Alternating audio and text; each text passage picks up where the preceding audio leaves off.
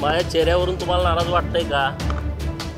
मी 2 दिवस श्री संत बाळूमामांच्या मेंढराकडे गेलो होतो, त्यामुळे मला इकडे यायला वेळ लागला आणि आज मी इकडे आलोय. म्हटलं तुमच्याशी पहिल्यांदा बोलावं.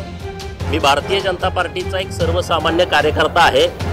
भारतीय जनता पार्टीनं मला 2020ला विधान परिषदेमध्ये काम करण्याची संधी दिली आणि त्या संधीचं मी सोनं केलं. या महाराष्ट्रातील सर्वसामान्य लोकांचे अनेक प्रश्न मी विधान परिषदेमध्ये लावून धरले. विधान परिषदेच्या बाहेर रस्त्यावरची सुद्धा केव्हा लढाई करावी लागली तेव्हाही तिथं मी लढाई लढलेलो आहे.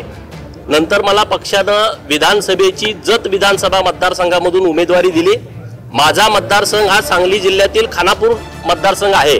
आटपाडी तालुक्यात माझं पडळकरवाडी नावाचं गाव आहे. परंतु माझा मतदारसंघ सोडून भारतीय जनता पार्टीनं जत विधानसभा मतदारसंघामध्ये मला उमेदवारी दिली.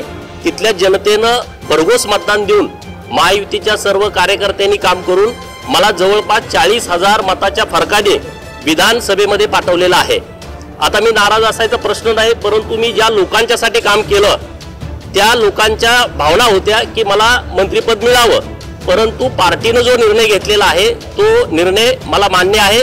मी इथून पुढं महाराष्ट्रातील धनगर समाजाच्या आरक्षणाचा प्रश्न, Bahujan Samaj, OBC, minor OBC, भटके विमुक्त, पालामध्ये राहणाऱ्या लोकांच्यासाठी आणि हिंदू धर्म आणि हिंदुत्वासाठी मी पूर्ण वेळ काम करणार आहे. त्यामुळे नाराजीचा कुठलाही प्रश्न असणार नाही. कार्यकर्त्यांच्या भावना या स्वाभाविक आहेत की धनगर समाजाला प्रतिनिधित्व मिळावं अशा कार्यकर्त्यांच्या भावना होत्या. परंतु पार्टीनं विचार करूनच निर्णय घेतला असेल. त्यामुळे कार्यकर्त्यांनाही माझी विनंती आहे की आपण पार्टीच्या सोबत कालही होतो, आजही असणार आहे आणि उद्याही असणार आहे.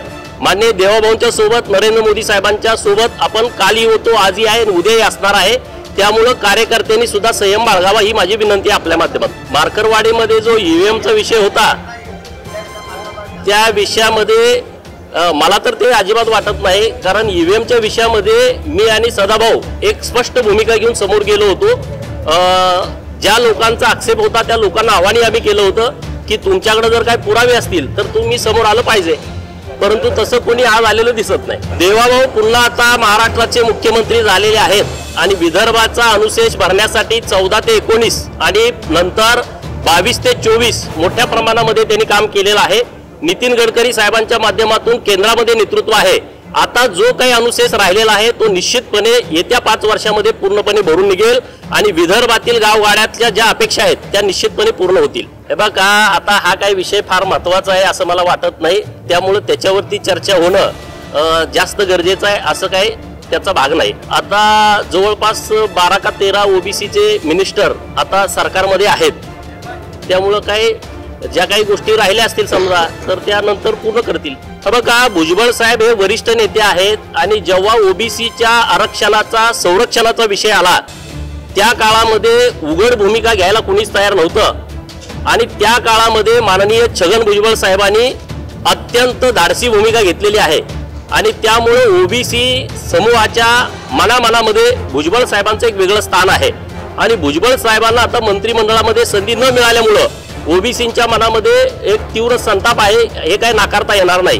परंतु तो माझ्या पक्षाचा विषय नसल्यामुळं आणि भुजबळ साहेब हे खूप वरिष्ठ नेते आहेत, त्यांच्यावरती मी काय कमेंट करावं इतकी माझी उंची आहे असं मला वाटत नाही. चांगली गोष्ट आहे. मी भारतीय जनता पार्टीचं, महायुतीचं मनापासून आभार व्यक्त करतो की विधिमंडळामधली वरिष्ठ जी पोस्ट आहे त्या पोस्टवरती माननीय राम शिंदे सरांना संधी मिळते.